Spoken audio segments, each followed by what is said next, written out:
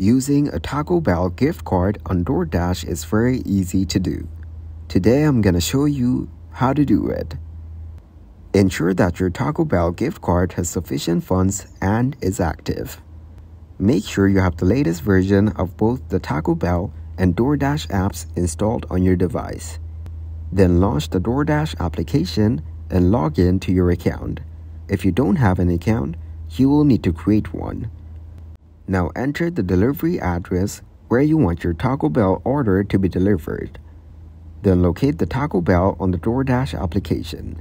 You can use the search function or browse through the available restaurants.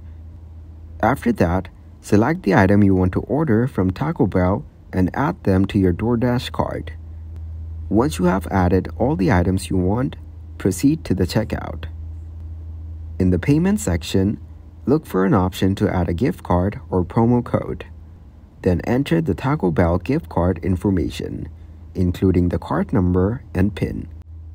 Now apply the gift card to your order. The Doordash app should verify the balance on your gift card and deduct the appropriate amount from your total. Review your order, including the applied gift card balance, and complete the order.